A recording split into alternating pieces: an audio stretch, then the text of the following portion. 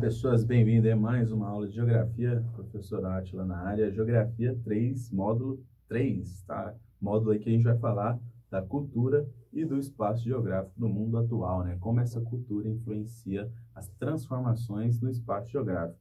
Nossa unidade 1 tem como tema a cultura e o espaço geográfico. E aí, o que é cultura para você? Cultura é só o que você faz? É só o que a sua sociedade pratica? Ou pode ser N práticas pelo mundo afora, né? Pode ser qualquer prática cultural. Existem culturas ou existe uma cultura universal? E aí, consegue responder isso? Vamos lá. Primeira coisa, pessoas, o que a gente tem que definir é o que é cultura, né? Vamos pegar uma definição aí de um grande pensador brasileiro, Roberto da Mata. Para ele, cultura, o que é? Maneira de viver total de um grupo, sociedade, país ou pessoa. Então, tudo que você faz, tudo que você pratica, né, o seu modo de vida, o seu modo de se vestir, de comer, os seus hábitos, os seus consumos, etc., a sua fé, o que você faz para se divertir é cultura, né? Segundo aí o Roberto da Mata, maneira de viver total de um grupo, sociedade, país ou uma pessoa. Então, a gente não pode falar que existe cultura, e sim culturas, né? Várias culturas pelo mundo, porque cada grupo, sociedade, país ou pessoa vai ter o seu modo de viver, né? O seu modo de enxergar a sociedade. Aqui, nós temos uma prática que é muito comum atualmente, né? Em todo o mundo, que é o quê? O uso do celular. Vocês estão vendo todos esses 4 jovens na foto, lá na Coreia do Sul, usando o celular. É uma prática cultural muito comum, mundo afora. Aí sim, há algumas práticas culturais que são universais, assim como há práticas culturais que são peculiares, que são regionais, né? Não cabe nós julgarmos essas práticas, que elas são de cada região. Então, qual que é o termo aí da palavra cultura? Vem do latim colere, que significa cultivar. E aí eu chamo a atenção para vocês para essa frase aqui, ó. Não existem culturas superiores ou inferiores, mas o quê? Culturas diferentes. Todos nós somos diferentes uns dos outros, né? A gente só é igual perante a lei, como diz a nossa Constituição. Mas em termos sociais, em termos de nível de vida, de pensamento e etc., nós somos diferentes. Tá? Então, você não é igual ao seu vizinho, que não é igual ao vizinho dele, etc. Nem irmão gêmeo é igual um ao outro. E olha que são gêmeos, mas têm personalidades completamente diferentes. Se você conhece um grupo, uma dupla de irmãos gêmeos, vocês vão constatar isso. Nem eles são iguais. Quanto mais as pessoas que têm aparências diferentes não vão ser diferentes. Elas são diferentes, sim, né? Todos nós somos diferentes. E por conta disso, temos culturas diferentes, no plural mesmo. E aí, gente, os espaços e as paisagens também resultam da produção cultural. Então, uma sociedade, ela usa o seu espaço geográfico, usa a sua cidade a partir do que ela pensa, a partir da constatação do que ela acha importante. Tem cidade que vai achar importante construir indústria, é uma produção cultural industrial. Tem cidade que vai achar importante construir igreja, é uma produção cultural religiosa, e por aí vai.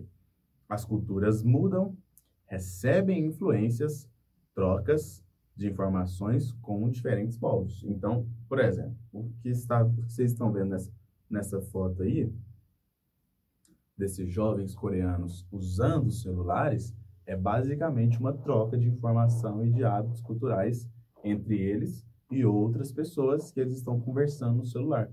Seja essas pessoas na mesma cidade ou até em outros países. Então, as culturas, elas passam por transformações e principalmente por trocas entre os diferentes povos, né? Foi assim que a sociedade evoluiu ao longo de toda a sua história, com o contato de um ser humano com o outro. Em muitos casos, esse contato foi extremamente prejudicial para uma das partes, né? Como, por exemplo, de forma mais recente aí, e mais aterrorizante, o Holocausto, na Segunda Guerra Mundial. Cada país possui muitas diferenças e culturas internas. Então, até mesmo dentro de um país, nós vamos ter hábitos culturais completamente diferentes uns dos outros, né? Vamos pegar aqui o exemplo do Brasil, né? Há hábitos culturais no Nordeste que não são praticados no Sul e vice-versa. E tá tudo bem, e tá tudo certo, né? São culturas diferentes, com povos diferentes que merecem o devido respeito. A gente pode chamar a atenção também, pessoas, para um conceito chamado de indústria cultural. Quem formulou esse conceito aí, professor? Max Horkheimer e Theodor Adorno, né? Pensadores europeus que desenvolveram esse conceito de indústria cultural. O que é o conceito de indústria cultural, professor? Tá aqui, ó. O consumo em larga escala de bens, né? Desses produtos, desviou o olhar da sociedade e reduziu seu senso crítico. Além disso, padronizou gostos e ocasionou uma homogeneidade cultural.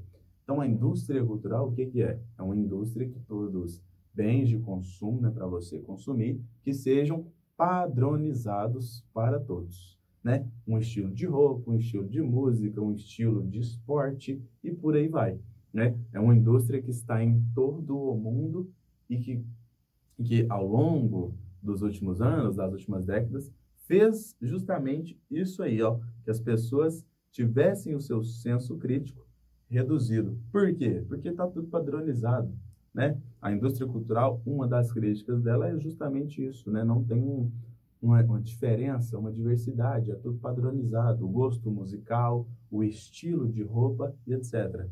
Ponto positivo da indústria cultural, ela interliga povos que estão distantes, né? Às vezes o mesmo gênero musical escutado na Coreia do Sul pode ser o mesmo gênero musical escutado aqui no Brasil. É um ponto positivo, né? A interligação de objetos culturais que estão distantes, geograficamente falando. Além disso, pessoas, um dos pontos negativos da indústria cultural é que ela pode suprimir ou fazer com que desapareça alguns aspectos culturais regionais, como, por exemplo, hábitos culturais e língua, né? A língua, né? Hoje nós temos o inglês como sendo um idioma quase que oficial nas transações comerciais e na internet, etc.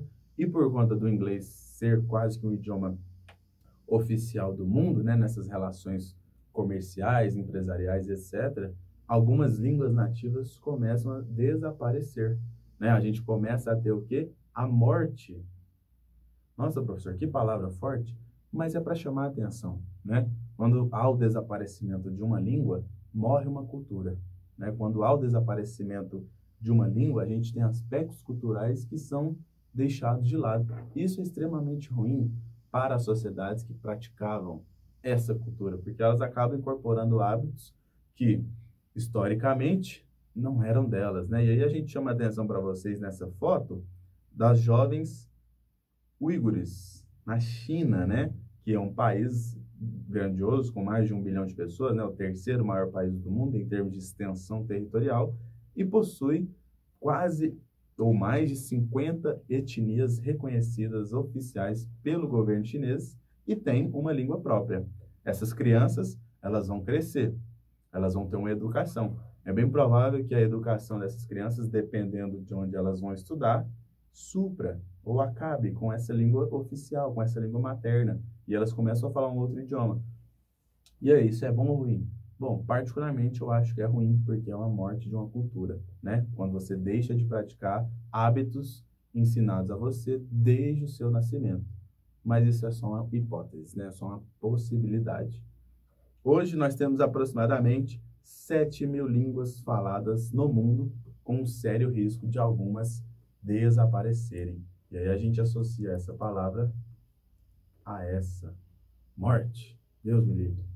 Enfim, pode ser também que essas línguas desapareçam, como algumas aconteceram ao longo da nossa história, seja por imposição do idioma, né, como foi feita a colonização nos países hoje em desenvolvimento, ou do hemisfério sul, língua oficial, ou a chamada cultura de massa, né, a indústria cultural.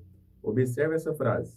Você está me vendo aí, talvez, pela internet? Olha aí, ó, o uso da internet reflete o peso de algumas línguas atuais, principalmente ou sobretudo o inglês, que é usado por comunidades do mundo inteiro para a comunicação.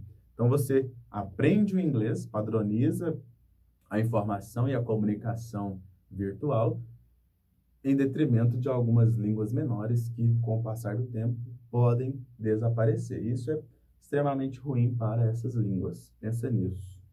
O desaparecimento de línguas representa o quê? A perda da diversidade cultural, uma das bases da riqueza humana, né? O ser humano, ele é lindo, ele é bonito por conta da sua diversidade, né? Porque nós somos diferentes. Ainda bem, pensa se todo mundo fosse igual.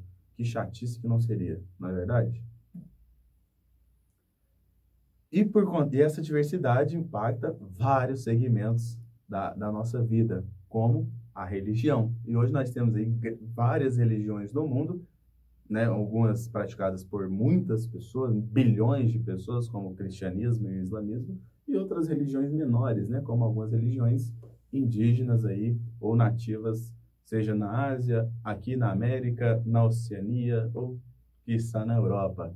Essas três pessoas, a gente chama atenção para vocês porque elas são as grandes religiões do mundo, né? As três maiores. Ambas surgiram no Oriente Médio e, embora disseminadas em menor ou maior grau pelo mundo, têm em comum essa origem. Então, elas são originadas do Oriente Médio e também são monoteístas, aceitam apenas a adoração a um Deus. Na imagem ao lado, vocês estão vendo aí a cidade de Jerusalém, encontro das religiões muçulmana, o islamismo, judaica, judaísmo, e cristã, o cristianismo, né? Uma cidade sagrada para as três religiões. Então, você imagina essa cidade aí, o tanto que a convivência deve ser pacífica. Por quê? Porque é uma cidade sagrada para as três religiões. Se é sagrado para todo mundo tem que respeitar todo mundo. Não é verdade? Sincretismo religioso e o direito de cada um escolher ou não a sua religião. Então, o que é o sincretismo religioso? É quando uma religião se funde com a outra, né? A gente vai ter muito isso aqui no Brasil, com as religiões africanas se fundindo com as religiões católicas, né? Para os negros terem o seu culto liberado, vamos dizer assim, pelos seus senhores na época da escravidão. Para a gente finalizar, uma realidade triste no que diz respeito às religiões é que há história de inúmeros registros de conflitos violentos, mortes e perseguições, segregação em função delas. Então, muitos casos, muitos conflitos pelo mundo são marcados ou têm como pano de fundo a religião. E aí, como exemplo, a gente pode citar os grupos terroristas, as cruzadas e por aí vai, né? Várias pessoas que usam a religião para justificar uma ambição humana, né? Como a expansão territorial ou o domínio de um povo sobre outro, o que é extremamente prejudicial para a história humana.